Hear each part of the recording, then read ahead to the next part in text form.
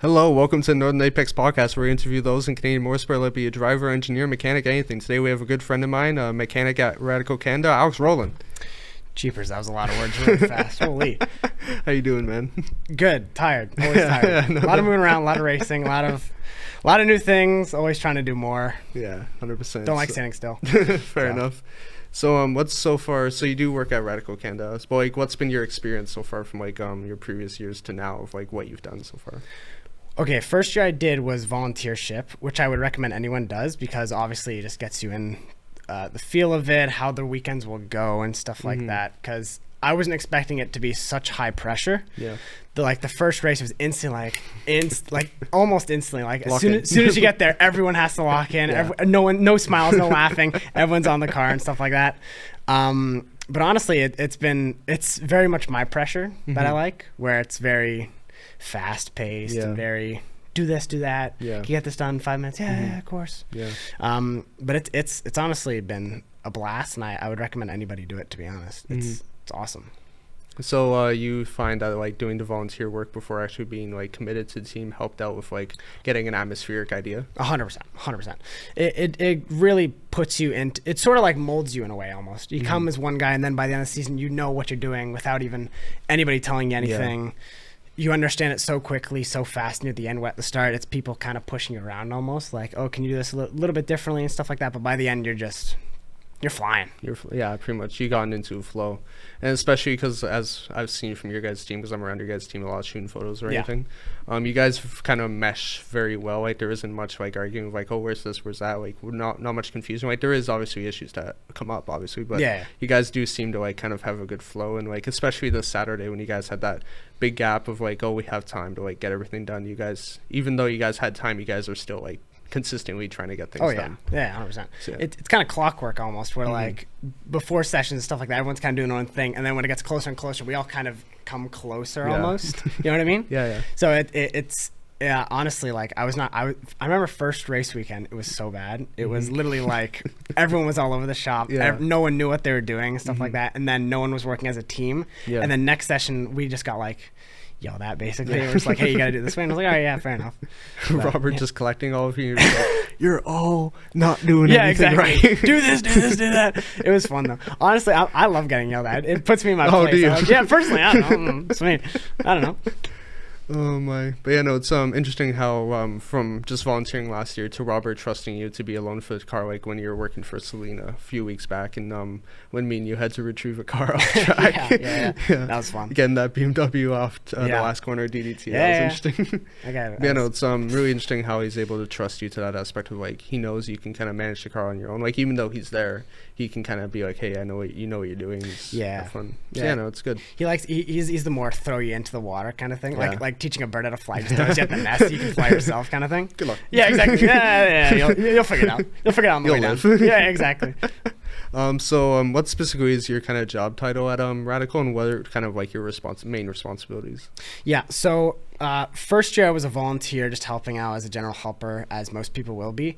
Now I'm actually the main tech on the car, so I have to do all the pre-checks, post-checks, make sure everything's working, talk to all the data guys, make sure everything what they want is what is happening on the car. And so if anything goes wrong, it's your fault. It's my fault. Yes, I'm the head guy now for the car. So if anything goes, it points to me first and me only, and then I get yelled at, and then everyone else behind me gets yelled at, but mostly me first. To chain of command of yelled at. Yes, exactly. But then you also have like I'm also the radio engineer as well for the races, so I'll be on pit lane and stuff like that, talking to the drivers and stuff, gaps, drivers ahead, driver behind, pace, how much time's left, yellow flags at certain corners and stuff like that.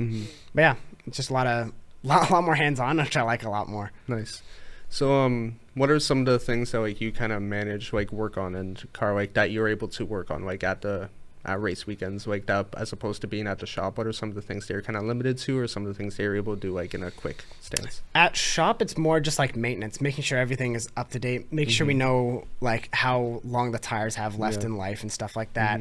Make sure, like, figure out when the last brake bleed was done, figure out brake pads are good. All the sort of basic car maintenance stuff will be done at the shop, but then the actual racing stuff, like alignment and stuff, setups, alignments, toe in, toe out, etc., and stuff like that.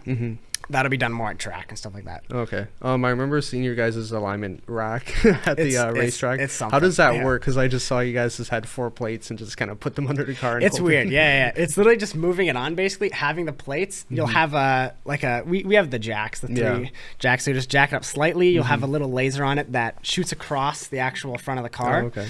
And that will tell you basically how high each side of the car is. Exactly. Like right side can be a little higher because of caster and stuff like that.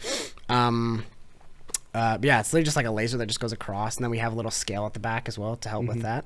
We don't do anything to the actual back of the car. It's mostly just the front and toe out and toe in. But then other than that, like caster camera can't really change at a racetrack, but still. Nice, that's awesome. And for trophy races, you guys had the prototypes there as well. Yes. So were you able to kind of get any hands on that, or were you kind of more focused? A little. I was more focused on our driver Caden, because he was more. That was his first time in the car. First ever time. So So I kind of want to stay by his side and help him out with what he can do. But obviously the LMP3s are loud. Yeah. That was the one race that I have not run my earplugs, and I regret it so bad. My ears were ringing like an hour after and stuff like that. That's worth it. Yeah, exactly. As well as we have a guy named Albert who's part of the he's like a Quebec guy and stuff like that. And he's the one who's starting up the engine, stuff like that in the LMP3, and he's just revving the engine massively right in front of our ears and stuff like that. So we're going blind, not blind, deaf. Blind, eh? Yeah, deaf. Nah, whatever. Terrible with my words. But yeah, we're going deaf like an hour before session, stuff like that. It's the worst. It's absolutely awful. Yeah, no doubt. So how do you like being able to be around cars like that, and being with the team of Radical Canada, that opens up opportunities to work with prototypes to possibly get to that prototype level, to work up to like maybe work for IMSA or WAC or something like that? Yeah, I mean, it's been honestly a more privilege and coincidence than it could have been ever, because I sort of got into this because I knew Brady Clapham's mom and stuff like that, and I had connections to her, and I was like, hey, can you just send a message to him or something like that? Just tell him I exist. You know what I mean? And he's just like go to Robert like, hey. Hi, Robert, hi. Shout out Brady, by the way. Oh, I love Brady. Race winner this weekend. Race winner. After 3 hours of waiting, because Tagliani decided to do practice NASCAR in the Radical car. Oh my God. That was a weird weekend. Oh my God. I remember literally yesterday I was rewatching the races, because you're not allowed to on pit lane, and I'm watching, and it's just all Tagliani just bumping people out the way the entire time. Yeah, but I mean, that's fair. I mean, if he that's how he wants to pass. I mean, he got taken out in NASCAR, so it's fun. He did. Yeah. Turn 2. So yeah, exactly. That's a little bit of karma for him, but yeah. Yeah, no, it's really awesome to see how your progression has gone from like last year. You're just kind of like, oh, I'm starting at Radicals and I'm going to meet these people, to being like, oh yeah, I run a car. Yeah. Oh yeah, I'm the main guy now. Yeah. That's how quickly it changes, huh? Yeah. I mean, it's mostly just a lot of like being there. Honestly, it's about Robert trusting you, stuff like that, CEO and the other guys, like you fitting in. Exactly. Yeah. Like when you're not working and stuff, you have a lot of free days. You know, so literally anytime Robert's at Mossport or DDT and stuff like that, I'm just like, I can show up. I got nothing to do today. I can put my pointer finger here and there if you want, you know. Like I can do something. Like at least I can hold the waters. I don't care. Right. It's like, okay, you drive car go on track, you don't crash, come bring car back. That's good. Yeah, that's fine. Yeah, whatever. Yeah. Yeah, no, it's awesome. So Radical Canada, I've seen you guys have been great. So like, what's it mean to you to kind of have a team like that that's all like dynamic and everyone works together? And what's the meaning of having a really good team behind your back as a mechanic, and like from a mechanic's point of view and from what you've seen from others? I mean, it's awesome. No one has an ego above anyone else. Everyone is super nice. We're always letting in like new volunteers and stuff like that. Like for the season, I think we have like 3 new guys. Nice. Amin Bilal, Andrew, and then I think we have a guy named Theo as well. Who all did great and phenomenal for the weekend, stuff like that, helping out. But honestly, it's really like clockwork. Like at first, you're kind of a little nervous to bring it. Some social anxiety comes over. And you're like, oh, I don't want to talk to these guys. Yeah, that's right. Oh, they're a little scary. They're a little taller, a little more muscular than I. But as time progresses and stuff like that, you're really like, oh, these are just human beings. You can go with a beer out and stuff like that. Like it's honestly, they're just humans. Like everyone there is just like having fun and exactly. Like, everyone's here for fun. They're not getting paid the best. You know, we're here for racing and stuff like that. So you can kind of connect there and stuff like that. What's the English guy's name on your team? Ben. Ben's awesome. The blonde. He says he's ginger, but I can't. I don't see it, to be honest. No, he's blonde. Yeah, he's very blonde. But he says we're ginger gang. So honestly, like I guess we're gingers together. That's more you blonde. And Zach. Yeah, exactly. Dude, oh my God, Zach. Zach is ginger. Yeah. He's very ginger compared to me even. It's crazy. When I saw that he was starting out, it seemed like, oh, my two ginger friends are working together. Wonderful. You were so happy. You were so happy. Yeah, I know you were grinning ear to ear when you saw that. Oh my God. Oh yeah.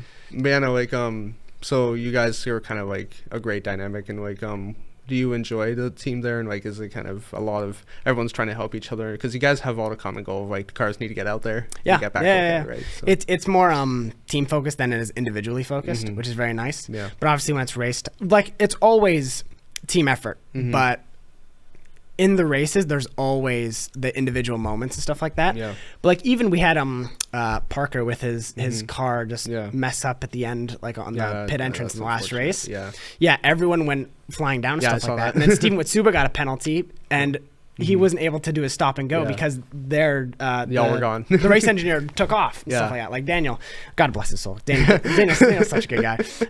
Track star that weekend. Like he did the right thing going to help and stuff like that. But then Steven came in, he just drove past. Yeah. And then he got another penalty, and then had to serve that stop and go penalty. So, but I mean, yeah, it's all very team, very clockwork almost. It's great. So how'd you what's kind of the recap of this weekend, like from Thursday testing to Sunday? Okay, so Thursday was just a lot of setup and stuff like that. Friday was very much a learning curve for me, because I've never been the main tech on a car. I've never been on radio and stuff like that. Did Robert let you know that the day before, or was that kind of like the morning of? It's like, hey, this is your car, by the way. So he let me know earlier, but he doesn't really like mentioning it. He'll send the email like, hey, it's okay, this guy's in this car, and stuff like that. But I didn't actually talk to him. Like I've never done this, Robert. And so he was like, you'll be fine, stuff like that. And like Friday, he's like, let me drive my race car. Yeah, exactly. Yeah. Just you do whatever you need to do behind the scenes. I'll drive straight and turn left and turn right and whatnot. But it's very like almost what's the word? Like forgiving almost. Like Friday was very much forgiving, learning curve and stuff like that. Robert was super nice. And then for Saturday, for the qualifying, it did not go well for Saturday, because we had the right rear puncture after we got new tires, because the valve stem was cracked, and we were like, okay, well, Evan was also moving that weekend. Yeah, exactly. Yeah. But like got 13 minutes in the qualifying session. Still got P3 in the Masters, which is good. And then race 1 was a very hard fought victory from Robert. I can't give props enough to Robert. Although he says it's a team sport, like he keeps reassuring me, Alex, it's a team thing. You did great as well and stuff like that. It's like, but you're driving the car. Yeah, exactly. You're the one driving the car going from 4th to 1st in a 40-minute race. I was like, all right, well, whatever you mean. But like, whatever you say, man. Yeah, exactly. I guess. But race 1, he put in a hell of an effort where he did like 4th, 3rd, 2nd, back to 4th, then 4th and 3rd, and then back to 1st. After on last lap and stuff like that. And then obviously there was a lot of penalties going on in race 2 and stuff like that all over the shop. It was horrendous. But it was a lot of penalties race 2. We managed to get first, and then I believe we got bumped down to P2 because we got a penalty. But even still, that's a great weekend. First and second, that's huge, 100%. Especially for the first. To be fair, it could have been karma, because I was gloating the entire weekend. I have 100% win rate. I have 100% win rate as a tech and a radio engineer. So that could have been my bad, but still. Yeah. So how was what was Sunday like? Main race day. Sunday was hectic. Sunday was chaos. It didn't help that the weather kept changing every day. Oh my God, dude! Like race 1, we had like the fella governing body and stuff like that. We have a Wade. You need to have him on the pod. Wade is so nice. He's the main like crew chief technician almost. Mr. Mustache. Mr. Mustache. He's the best. Wade is so nice. So he's the guy talking to Fel with earphones in. We have to kind of stay around him almost, because he's got everything from Fel going into his ears. So we have to know if there's yellow, if there's red, etc. And just race 1, they were not talking to him like at all. So we got nothing that race. We all have to go on like the live stream on YouTube and stuff like that. And then race 2 is just Wade nonstop talking. Penalty here, penalty this, stop and go, drive through, someone go help Parker and stuff like that. It was hectic. It was incredibly. It was an experience. Yeah, no doubt. Yeah, I mean, it was great, honestly. Overall, the weekend still went great. Even though there was a lot of bumps and stuff like that, it was phenomenal. Brady finding out he's winning while he's already at home. Oh, Brady. No, so literally Brady, we were packing up stuff and stuff like that, and he came over doing this. Yeah. And we were like, what are you doing? He was like, I got the win, baby. And then everyone goes, whoa, yeah, Brady. It was so funny. Yeah, it was awesome for him to get P2 on Saturday and then P1 on Sunday. Yeah, exactly. Awesome. Plus, he's leading the championship in the pro class as well. Yeah, exactly. And also the reward money this year is actually pretty interesting. It's crazy. Yeah. I honestly completely forgot about that until and the big checks and stuff like come rolling out on the podium. And you're looking at him, you're like, wow. Holy, oh my goodness. You'll get Robert get his. It's like, hey, can we get a pay raise? Yeah, exactly. No, so like I was thinking, I was like, God, I hope Robert messages me. Actually, it's so good. Here's $100 or something like that. Something to go into my pocket. Yeah, right. It would be amazing. But I mean, it isn't money based, so it's fine. Yeah, exactly. So what was kind of like your guys' 2025 season like for Radical Canada as opposed to now? 2025 was honestly a very neutral season. We had our lows and we had our highs. Like Brady was absolutely a high last year. I can't give that guy enough credit. Toronto Indy was. Oh my God! Like race 1 crashed out near the end, I believe it was, and then race 2 brought it all the way back from like a crash the day before and stuff like that. With shout out Hoon the mechanic. Oh my God, I miss that guy so much. He got sprayed by champagne. He was basically drowning in champagne after race 2 because of Brady. But like that whole season was honestly like very neutral. Like every race felt like it had a low and a high and stuff like that where it kind of balanced it out. So I'd say it was very, very much neutral, except for obviously Brady, who just shined through and stuff like that. We had Steven Witsuba as well, who won the Masters last year. Yeah. So I mean, he did phenomenal as well, and I was working on his car, so that also felt good. Yeah, exactly. So it was very like balanced, honestly. I'd say, which I was not expecting. That's good. Did you find that last season kind of having more of a balanced, neutral season kind of helped with your introduction of like you didn't have like a horrible season or like it wasn't absolutely amazing, so like you had to go with high expectations? Was it good to kind of have that neutral ground of like everyone's kind of at the same pace of like, okay, we could do better, that wasn't bad, like keep going, keep pushing? So like that's a really good point you actually bring up, because I honestly never really thought about that. But that was a good way for me to learn the lows of the low and the highs of the high in the same year almost. So yeah, you're definitely spot on. Like it probably is luck that I got that many lows and that many highs at the same time. But I mean, still, you're definitely right, though. It definitely helped me improve as a tech and stuff like that for the car, and especially for Radical. Nice. So what's your guys' kind of off season look like as a mechanic? Because I know like you're obviously in school for mechanics because we went to school together. But what's it kind of look like are you guys at the shop kind of like once a month you're kind of getting refreshers, or like what's that kind of look like? So it's basically just like an off season. Since I was a helper, I wasn't crazy in depth over the off season, so I barely saw the Radicals. But I know Wade, he's keeping up with all the maintenance. Wade just sleeps at the shop. Dude, Wade is everywhere, dude. I swear, man. Anytime I see him, he's doing something with the Radicals. Yeah. It's like Wade and the British guy Ben, the ginger guy, the ginger guy. But yeah, Wade, big man Ben. Yeah, exactly. Wade and Ben, stuff like that. Just like keeping up with the maintenance with all the cars and stuff like that. They're basically just like stowed away almost. Yeah. Obviously, you have some cars where, like in America, they keep going in America. Yeah. Like they have the Radical Cup and stuff like that. Exactly. Yeah. Like where Brady was racing in like Road Atlanta and stuff like that in the off season for us. So obviously everyone kind of does their own thing. Yeah. But mostly it's just a lot of maintenance almost. Okay, nice. Like a lot of maintenance, and that's also when you can like bring in more drivers and stuff like that, so Robert can make a lot more money. You know. Fair. Nice. Yeah. So 2026 season so far is on a positive note. You would say? Very high. Very high. That's good. Yeah. From CASC. Not last week, the weekend before, and then this weekend at the what's it called, Speedfest? Victoria Speedfest. Yeah. So like, are you kind of like, did that kind of help the team kind of like morale? Even though you guys aren't really like go low, but did that help kind of morale to start the season off like, oh, we're actually like at this pace and we can work our way up towards this? Yeah, I think it was very good for the volunteers as well to kind of get the boots on the ground almost, because the volunteers don't really get much experience until the test day, like the CSC last weekend. So I think that was a good learning curve for them, stuff like that. It's also kind of like, hey, we've had 5 months off of break, kind of. We're going to throw you back into it to kind of get you in the way of how things work and stuff like that. Like a lot of people go on vacation and stuff like that, and then they come back and they have to be right back into it. Exactly. But yeah, it's kind of like the volunteers, like good learning point. And then for obviously the older techs, it's more like fitting back into the role almost. Okay, nice. So you do have a like I guess chief driver in the team, which is John. So what's it feel to have someone like that that's kind of like achieved in their goal to like have that on the team and like assisting with that? What's that kind of like? I mean, he doesn't really help much on the technician side, but on the driver side, I hear he's great. Like I honestly don't have much experience with John, but he's been helping the driver. I see the drivers improve like every other single day when they talk to him and stuff like that.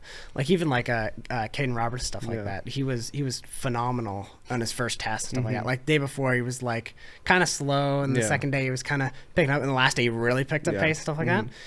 Like I even said to him, like, you're honestly like, out of all the people I think I've seen many of people get into the radical for the first time. I think he did the best. Yeah, Caden was consistent. He was very consistent. That save that he made down the straight was insane. When he got pushed off. That was a crazy save. As well as the last turn. Oh my god. Yeah. Absolutely. Just like, full lock. Yeah, there's no way I'm doing that. Man, it's insane. It's awesome to see someone like John trying to develop younger drivers in radicals after his perfect season back in I think 2022. Yeah. Which is like probably never going to be beaten. Maybe by Brady at some point if he keeps up with it. I think out of everyone, Brady probably has the best chance. Brady probably has the best chance, but like just something like that. It's just crazy how a progression of like 2022 he won the Radical Championship, winning everything, being P1 and everything, practice qualifying races. So now he's just reserve driver for LMP2 for PR1 Motorsport, right? It's crazy. It's crazy how fast things change. Right? I know, right? Like I mean, he was just in he was a rookie in Radicals 2 years ago and stuff like that. Yeah, and then all of a sudden next year he's winning basically everything, comes second, and then is now in an LMP2 a year later. Yeah, I know, That's right? crazy. It's insane. But yeah, so it's just cool, and having someone like that represent Canada at like such a high pinnacle of motorsport. And his goal is Le Mans, obviously, but if he does get there, I feel like that would be another win for Canadians if he is to get to Le Mans and have that drive for sure. And honestly, I don't think I want anyone else to be on than Brady. Brady's got the personality, ego, and like he's got everything. To be honest. He's a driver at heart, where he's also funny off track. Yeah, exactly. Like having Brady on the shows, like. It was awesome because he kind of got that more like, because people really see racing drivers, they just kind of assume everyone's like F1 drivers, how they're just very like pristine and like 100% like they don't really seem like they real have the best people. Diets. Yeah, exactly. The other trainer probably helped him with that and stuff. Yeah, like exactly. And then you have Brady, who's just like, drivers are human. Like they're not just like it's like these errands are like, I drive car, I go home. Yeah, I drive car, I go home, I go sleep, I wake up, I drive car. I mean, there's Max Verstappen, but he's different. Yeah. He's got his moments. Yeah, but yeah, no, it's really awesome to have like other drivers on this podcast that show like, we have lives, we're normal, we're soft spoken as well. Yeah, exactly. So relatable. Kind of what got you into the motorsport route, and like what kind of made you want to be a mechanic as opposed to like driver or engineer, etc. Driver, too pricey. No, I'm kidding. Yeah, I know. Well, you know that best. But like, I remember I was in high school and I was like, I don't know what I want to do with my life. Fair. So I want to do something I like, but I never really found something that could be a professional career almost. I was like, I'll be a firefighter. And then people was like, I don't want to be a firefighter. So then I was like, I mean, I guess I'll just like look around, stuff like that. Yeah. And then obviously the Drive to Survive Netflix series came out. I hate to say it, but that is what got me into it. But that was in like that was when it first came out, like first season, like 2017 around. And I was like, oh, this looks awesome. And I got a buddy who plays the game. So like, I'll just go like just join him and stuff like that. I'm gonna say his name. Shout out Carson Hughes, by the way, because he's Durham College number 17. Oh my god, he's on the soccer team as well for Durham College. What's it? He got me into F1 and stuff like that. Okay. So I can't thank him enough. Stuff like that. And then obviously I got more and more into it and got a sim and stuff like that. I'm spending more money on it and whatnot. And thanks, Carson. A lot of exactly. It was mostly just like exposing myself to motorsport, because everyone knows racing's there, but you don't really pay attention to it. It's almost like the sports. It's kind of like World Cup. Like, World Cup. That's a thing. Yeah, it comes around every 4 years. I'll watch some games, stuff like that. But it's there. It is there, and it's blaring when you actually open your eyes. Yeah. It's crazy. So like I just exposed myself to it, and it just got super. I got super into it, like super crazy into it, to where I'm like, this could be a route. This could be something. Obviously, racing, I try to arrive and drive and stuff like that, like Goodwood cartways and stuff like that, and that just. I'm not the best karter, we can say. I'll stick to Civ. I don't think I'm gonna be a karter. You're bad luck at kart weekends. Yeah. The moment you were a mechanic for my kart, my clutch exploded. My clutch blew up. That was bad. I think I don't even remember for Eric Moore if the same thing happened to him or something like that. I think Eric was fine. I think he just got P2 and he didn't win. Yeah, I think so.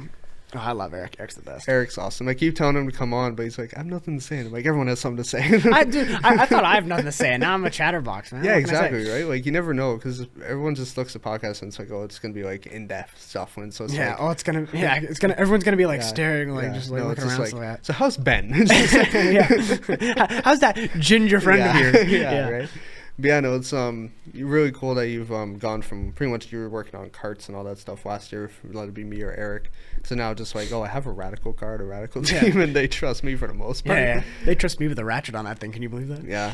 So you've been to a few races. You were at Miami a couple weeks ago. So what's that kind of like being in the atmosphere of F1 weekends? Because you've been to Montreal.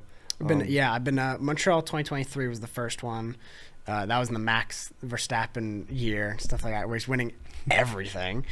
It's my boy. I mean, we had hope with Fernando for a little while, and then it just fell off. And then exactly. Then we had Vegas 23 the first year they did that, so I got to meet some of the drivers and stuff like that. Met Logan. Yeah, I met Logan, Valtteri, Joe, Jensen Button. It's the funny story of Esteban Ocon. I can't believe that happened. You can say that one. So the story was. This is, I believe, the night before the race. This was Saturday night in Vegas, and obviously I'm on Canadian time, so I'm not tired yet. Yeah, because it'd be like 3 a.m. when I would be tired in Vegas time or something like that. And my dad's like, oh, there's an F1 store around, like over by like I think it was like the fake Eiffel Tower or something like that, like the Paris area. He was like, oh, we can like go over. It's like a couple blocks over. So I was like, oh, okay, we'll walk over. And there's just like F1 show cars everywhere around Vegas. Caesar's Palace got one. The MGM where we stayed has got the Williams one and stuff like that. Cool. So we're going place to place trying to look for these cars and stuff like that. And I'm looking around, I'm going, no way. There's an Alpine one there. And I go, is it Gasly? No, it's not Gasly. That's Esteban Ocon. And as I say that, Ocon's like right here, like right next to me, like a foot away. Yeah. And my dad's smacking the heck out of me, like, so Esteban Ocon's right there and stuff like that. And obviously he's like just going about his day almost and stuff like that. So he just walks into an ice cream shop and stuff like that, and then just walks away. And I just waved at him. He waved back, stuff like that. Because I didn't really want to disturb him. I also was a little tired, so I wanted to get back to the hotel. Right. But just like okay. Yeah, he's there. Okay, yeah. Single race winner. Yeah, exactly. Set one. Oh my god. Nah, I love Ocon. Ocon's actually fun. I wasn't a fan of him. Now I am, but. Right. But yeah, Vegas 2023, and then it was either go to prom. High school or go to the Spanish Grand Prix in 2024, and I'm picking Spain every day of the week. 24/7, 365. I'm picking that without a doubt. Yeah. That was such a good weekend, man. For any people who want to go and watch go to an actual racing event, go to one with elevation. Go to elevation tracks. So good. I want to go to COTA so bad. Yeah, because Spain is like, I didn't realize how much elevation change there was. You would think Barcelona is very flat. Exactly. I thought the exact same thing. And then when I got to my turn, I can see 3 other corners and stuff like that. It's perfect. I can see turn 1, turn 2. I can see turn 6 and turn 7. Like it was awesome. And then obviously the Miami one last week and stuff like that. That was a big one. What was that like? What was that like?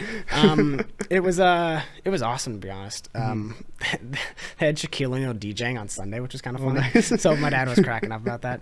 But it was literally like we got a package where you're at the last turn 18 one day. Next day on Saturday for the sprint, you're at turn 1. And the last day you're at like the kind of Marina Bay area where it's that long left-hander. Yeah, that place, which isn't the best seats, but it was still good. Yeah. And then obviously I ran to the podium because I was like, this is my 4th F1 race. I want to go see the podium. Because obviously they have track invasion, but I never know where the hell they open, like the doors open so you can invade the track. Yeah.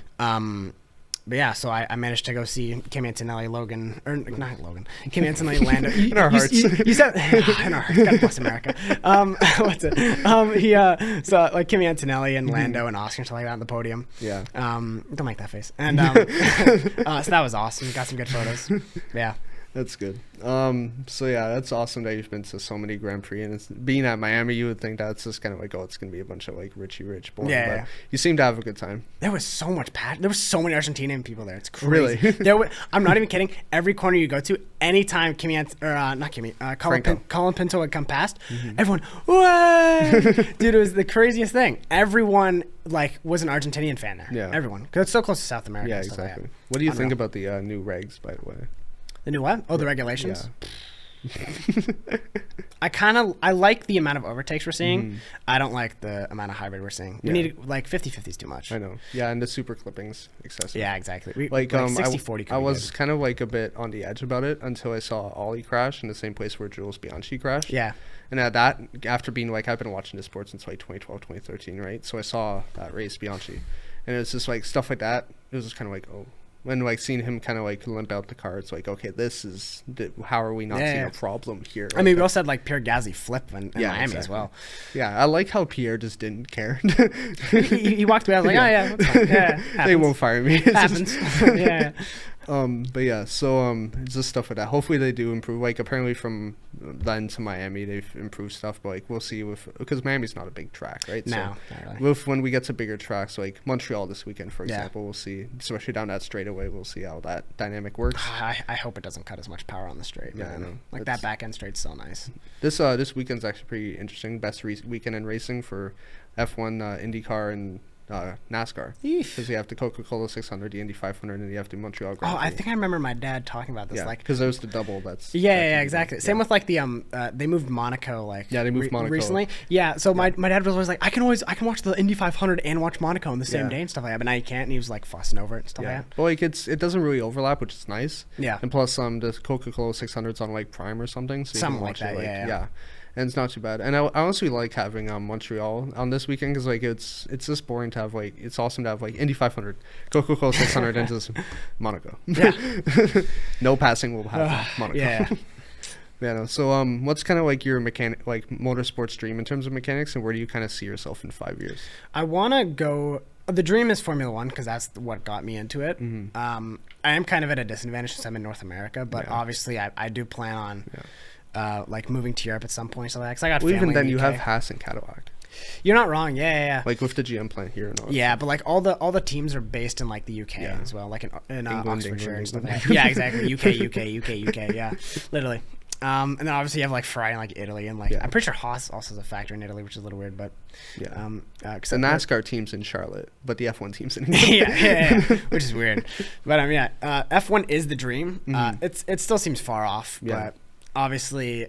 I'm 19, about to turn 20. Exactly. I still got plenty of time. My goal is like to reach at least some big name motorsport by like when I'm 32, I think is max or something like that. But obviously that might be a little late, but still. Yeah. That's fair. I don't know. Nice. So yeah, in 5 years, where do you kind of see yourself? Like, I know it's not that big of a time span, but like 5 years from now, what's kind of like, where do you see yourself in terms of like progress? I think goal would be, there's a couple ways I can do it. I've thought about this multiple times. It's either like, obviously since radicals are so worldwide, like radical, especially in the UK. They got radical Berlin, Netherlands. They got radical UK. They just have the whole radical Europe set up and stuff like that. So I could obviously go over to there and get some connections, or I can go the IMSA route with volunteership and stuff like that. Because I like Igor on the radical Canada team. He's I believe the crew chief for the air racing team. Okay, nice. So obviously he was winning some races last year. He won the championship. Maybe as well. You could probably see if you can get on for Canadian. Yeah, exactly. As well, he's nice enough to give us like a tour on the IMSA weekend at Mosport, which is nice. Yeah. So there's like 4 different stems I can go where it's like either Europe or join like an open seater. Yeah. Or open wheel like series or something like that to try and get that experience. Yeah, maybe try and for USF or something. Yeah, exactly. Maybe try and go to like rally in Europe or something like that, because obviously like Günther Steiner, that's how he got into it and stuff like that. Or just try the 24-hour Le Mans direction with WEC and stuff like that. Because what's his name? Callum Nicholas. Callum Nicholas, the Red Bull mechanic who's I believe retired from like that Red Bull sort of thing. He has a podcast too. Yeah, he does. So he kind of went that like World Endurance Championship route and stuff like that, and then got picked up. There's multiple ways you can do it. Exactly. Racing, which is the beauty of it as well. And like, it's nuts and bolts at the end of the day, right? Yeah, realistically, just turn more nuts and bolts, and your level goes up, and then you can get a higher job. Yeah, like Ralph said in year 1. Yeah, exactly. You just turn bolt, you turn nut, and you're done. Yeah, exactly. Car's good. Car can go on track. Boom. Yeah, exactly. But yeah, no, moving to England would probably be a good choice in terms of motorsports because so much is based there. And like, I could probably put you in contact with my buddy Owen, whose uncle is a radical champion.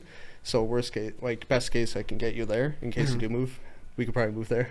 Probably. I mean, like, I got the uncle there. We can share his house or something 100%. Like that. It'd be fun. He won't care. Yeah, I mean, he's doing nothing these days. So, has being a mechanic kind of always been the plan, like, since leaving high school? And, like, was it always a plan to be a motorsport mechanic, or were you just first, like, oh, I'll work on cars, but then, like, the idea of, like, oh, I could do this with motorsport kind of came after, or was motorsport first? Because I know you said, oh, you kind of made the decision to get into mechanics last minute, but was it always a decision of, like, oh, I'll just go work at a dealership or something, and then, like motorsport aside, or was it like progression of like, oh, I want to be motorsport mechanic initially? It was always getting to motorsport and stuff like that. Like the Durham College program where we met and stuff like that. I was going through the list of things you could be and stuff like that, where it's like you can be an automobile mechanic, you can do this and this and that. Then the bottom says race mechanic. I'm like, I'm doing that. Eyes lit up, star eyes, everything. So I'm like, yeah, I'm gonna do that. That sounds fun. See, I saw that too, and then I made the poor decision of driving said cars. I take photos of cars, I work on cars, and I drive race cars. I just didn't go the same route as you. I'm like, I'm gonna go lose money to make money. I mean, that's how it works. You gotta. Exactly.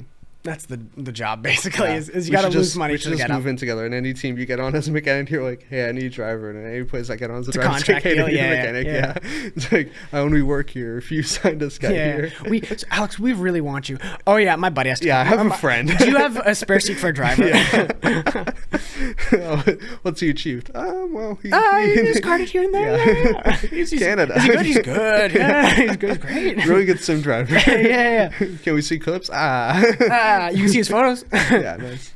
So, what's kind of the dynamic between you as a mechanic and the engineers? Because I know Owen said that he's kind of focuses more on just like the data and all that stuff, and like, talks to mechanics sometimes because mechanics are just doing like setup stuff. Yeah. But is there what's kind of like the points where you guys do kind of cross? Between mechanics and the drivers? Mechanics and engineers. It's so we kind of go off each other almost. It's all they get all the data from the car and stuff like that, and then we have to work off what they feel is best for the car as well, because they kind of mess with the setup and stuff like that. Because if it's hotter and stuff like that, I need like less tire pressure and stuff like that, like a bunch of stuff. Just tire pressures. Like we have the side pod and stuff like that, grills. We have water on one side, oil on one side. You got to figure out how much you want to block off of the grill so you can get optimal temperatures throughout the race and stuff like that. Yeah, Owen was telling me about that, about tape, and I'm like, I had no idea y'all did that. Yeah, exactly. Yeah, the side pod, you have to like, because we have like water, like a fan for the water and stuff like that. But sometimes the oil can get a little hot, and sometimes the water can get a little hot, depending on how hot the day actually is. So you do want to tape off majority of the time, like a strip on each side and stuff like that, the side pod. Yeah, and it's really interesting how it's kind of opposite. To cool it down, you add more tape. It's weird, isn't it? Heat it up, you put less. Yeah, because we have more a heating issue than a cooling issue. To be honest. True. That's fair. Since you mentioned drivers, what's kind of the dynamic between you and the drivers, and like what's the chain of command of like if a driver has a bad day, who gets yelled at in what order? Who gets yelled at? It's mostly I mean, honestly, all the drivers have been like, they don't really yell at like the techs and stuff like that. Obviously, it's usually drivers yelling at drivers, to be honest. Like in the IndyCar race in Toronto last year and stuff like that. Like Alana, she was driving the Radical Academy car that weekend, and she crashed in, I believe it was race 2, I want to say, with Caden. She came back. I'm gonna hit him. Where's Caden at? I'm gonna smack him so hard. She was like at this point I have not talked to her. I was like, what happened? She went, I'm gonna hit him. And I'm like, okay, all right, sounds good. I'll leave you be. Don't worry, it's fine. But I mean, like I can't blame Alana. Like that's racing, you know. Tensions are high. After that, like 5 minutes later, she's like, I didn't mean it. I was just hot. Yeah, exactly. I think racing drivers, we have like such like highs and lows. Yeah. Like there's no in between. There's either like resort to utter and pure violence or I don't really care. As well as you also taking the effect they're in a driving car at like 239 kilometers an hour in a boiling hot suit in the boiling hot sun in a track this small where the heartbeat's at like 150 average. You know what I mean? There's a lot going on. Like even karting, like you're going through insane heights, and when you get crashed out, you crashed out. And you got nothing protecting you in karting as well. So 100%. Yeah, that too. Like Canadian Nationals last year, like that was a wild time. Like wrenching for that race, I was kind of I'm happy I didn't enter this race. Wow, what a dream.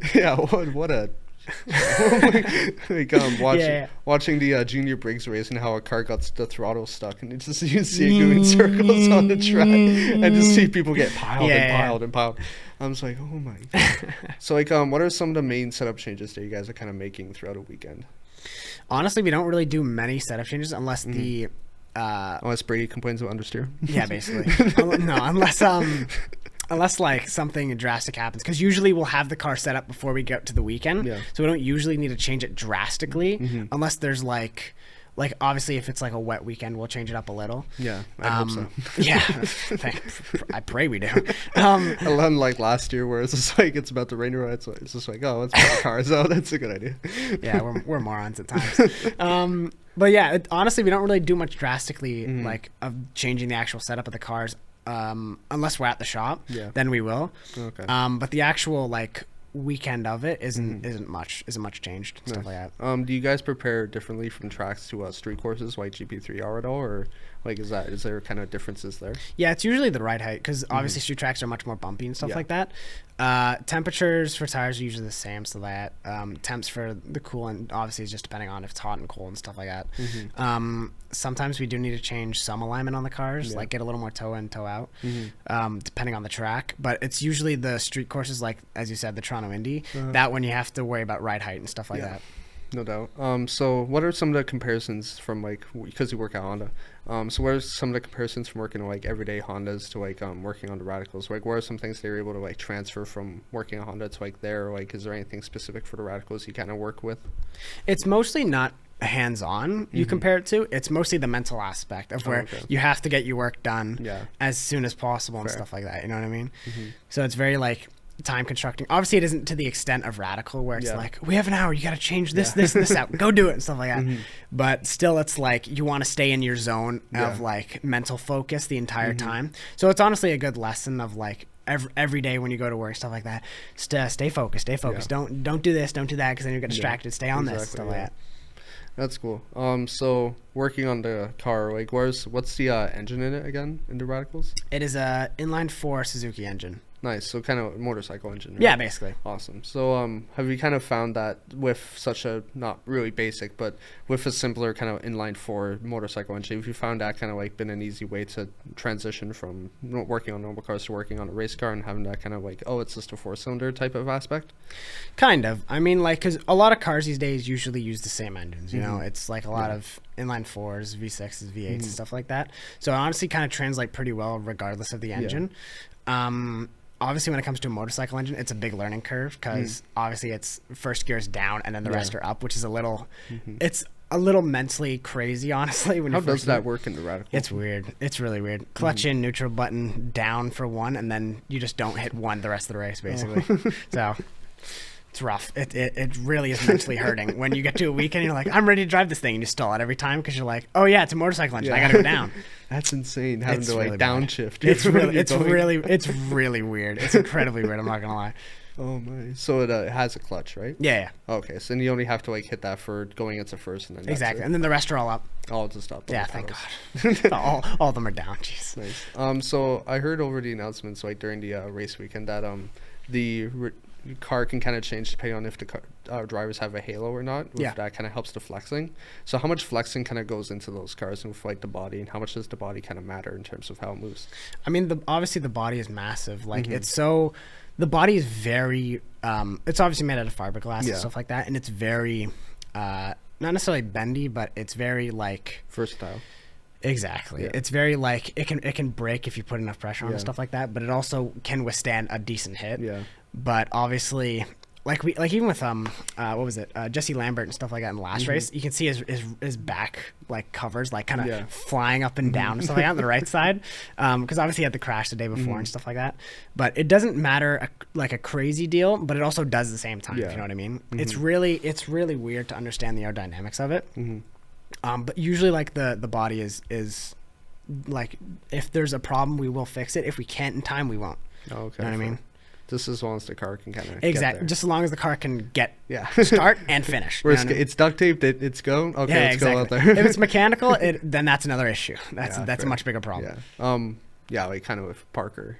Was it a mechanical issue that finished his race? For Parker, it was. Yeah. No, that sucks. I don't remember what it was. I think it was like a bolt. I think Ben from somewhere, like a bolt came out and just like absolutely destroyed the knuckle of the best part is that Ben was glazing that car all week, and he's like, oh yeah, he was like, dude, perfect. Dude, he was at 90% throttle. Imagine him at 100 and stuff like that. Next race he gets DNF, like 15 laps or something like that. Yeah, crazy. It was a good start for Parker though to get. Oh yeah, in his first Parker race. had a great weekend, to be honest. I mean, even his parents said like the goal is to obviously get him experience. We don't really care about him finishing on the podium, him finishing first. We just want him to get him to go around the track and stuff like that. And obviously, race 1 he did that. He did great. He did honestly phenomenal.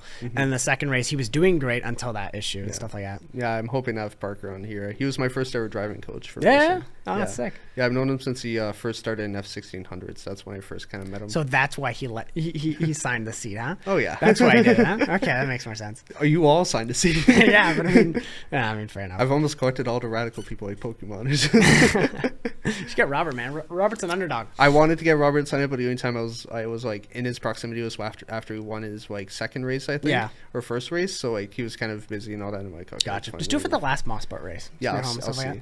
I have a karting seat that I get signed by race car drivers, by the way. Race car drivers, engineers, mechanics. And me for some reason. For some reason, I'm on there. Yeah, I was bored one day, so we raced on his sim, and I'm like, oh, you want to sign my karting seat? Yeah.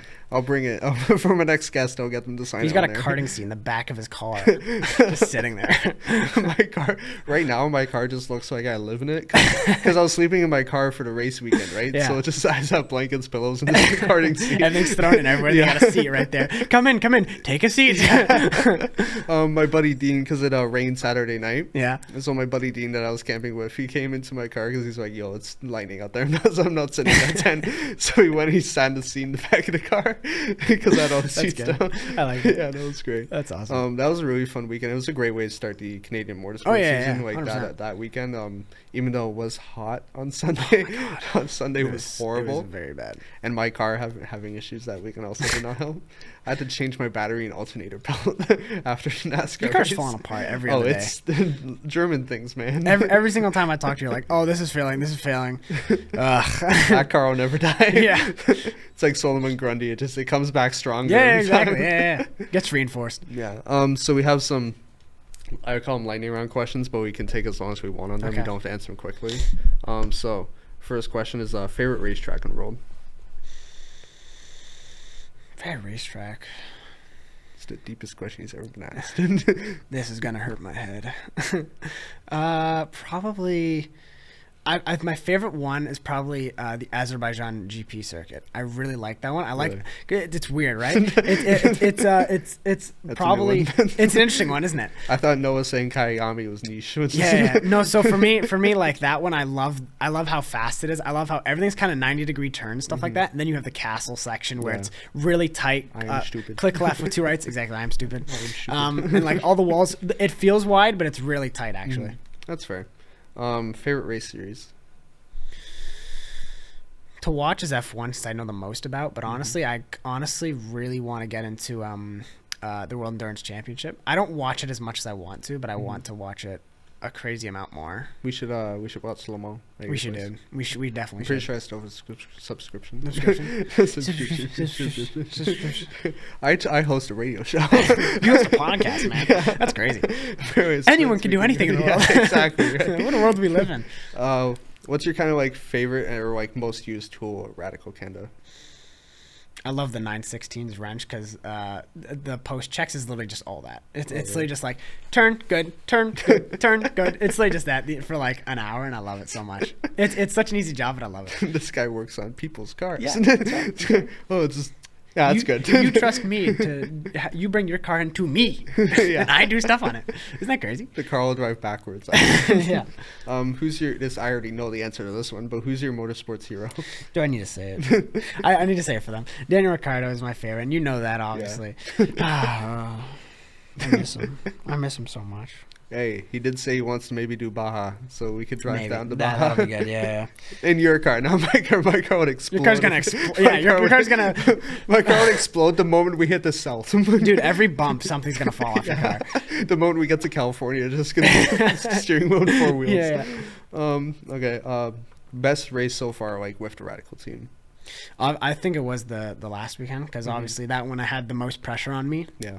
Yet it paid off drastically. Yeah, the car didn't mess up. The car did not mess up. Like we had one of the only cars to have exactly. We did have some like slight issues with the car and stuff like that, but yeah, didn't happen. I don't think I can say that. But what's it? But that weekend was definitely special for me. 100%. Back-to-back wins, but obviously dropped to P2. But still, that was still a phenomenal weekend. One I'm always gonna remember. Yeah, being able to say that like your car got a podium and all. Yeah, exactly. Stuff, right? We won too. We together. We did together. We. Yes. It's was a good You drove thing. the car. I worked on it. It was great. I'm the reason it starts. Yeah, exactly. Okay, so GT or prototype racing? Prototype. Prototype? Yeah. There's no bias there, though. Yeah. The amount of downforce, awesome. I love it so much. Nice. Do you watch a lot of IMSA, or? I want to. I really want to. Honestly, I'm kind of scared to go to the races after how bad I got sunburnt last year, but I really want to go. Oh, I wish I had a photo of that. Oh, I would have put of that the sunburnt? in. Yeah. That would have been your introductory photo. This is Alex Rowland. It's you just red. I can see if I can send it over. I'm red. I'm like, if you ever walk into a makeup shop and you see red lipstick, that red. I'm like, very red. I remember you got that burn in July. Yeah. You were wrenching for my cart in, I think, September, near the end of my season. You were still red. Yeah. I think I stopped being red like 2 months ago, to be honest. Like we were in the gym together, and I'm like, you're still red, dude. Dude, I went on like 3 vacations of that. Like a full year and a half, I was still red. You need to learn about sunscreen, my guy. I am ginger. I know about sunscreen. I applied 4 times in 4 hours, and it didn't work. Yeah, like you working at Goodwood, you would get burnt also. Oh, it's bad at Goodwood. My first day at Goodwood was rough. Yeah, I know. It was really bad. Yeah, I know. Eric was telling me about that, about you guys working. Yeah. You'd be just red. Yeah. Dude, we had a tornado warning at one point as well for like our longest day of me and Eric of like, I think it was like 8 a.m. to like 7 p.m. or something like that. And we literally got like flash floods. We got like a tornado warning at one point where it started coming down and then went right back up and stuff like that. And I got a photo of me smiling in it and stuff. But like, it was a day and a half of a lot of physical exercise. Goodwood is so cursed. Goodwood is a nightmare. Do you prefer working on like racetracks or street courses? I prefer the street courses mostly because the only one I've really done was the IndyCar one, and that was something special where you're literally in a professional pit lane with thousands of people in the crowd and stuff like that, watching your every move almost. Where if you haven't seen the IndyCar pit lane, it's literally just a turn. Yeah, it's on a turn. Yeah, it's literally a turn. Yeah, where it's kind of like even more hectic. Where it's like you don't know what if a car's coming down pit lane and stuff like that. Who do you want to win the 2026 Formula One World Drivers' Championship? I want Kimi to win. Kimi? I really want Kimi to win. Kimi? I don't want if I want McLaren, I don't want Lando to win. Yeah. I don't think Max Verstappen will win. I also don't really want him to win. Really? Yeah. You don't like Maximilian? No. No. Yeah, I think out of everyone, I'd want Kimi to win. Electric or gas cars? I don't even want to say that one. Gas, easily. Are you kidding? That's fair. Most memorable moment. Wow. Yeah. Most memorable moment of your career so far. Probably also the weekend. My career's only just started, so you know. That's fair, but like, you still had a full season, right? Even though you're a volunteer, you still had that full. Yeah, I will say though, a fun story was my most memorable was at Calabogie, which was race 2 last year for the Radical season. That was also a very warm weekend. Yeah. Where Steven Watsuba got, I believe, was podium like second for the last race or something, and I just turned 19 that day, and he was like, "Alex, here's your first drink," and stuff like that. So my first legal drink was a Podium champagne bottle. Yeah, I remember Robert handing you the champagne immediately. I'm like, "Alex, you're an alcoholic." Yeah. At the podium. I'm an alcoholic for the champagne bottles, man. That's fair. So we do have to close off. And that was Alex Rowland. Thank you for coming on. Is there anything else you'd like to say to the camera? No, I'm like, no. What else do I have to say? I've already chatted for like an hour. There's nothing else I gotta say.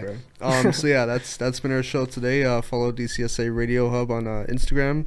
Follow also Northern Apex Podcast, Celtic Force Racing, Alex Rowland on Great Instagram. Podcast. Greater Toronto Productions. And yeah, thank you for tuning in. Have a good day. Watch Preston stuff. Yeah. I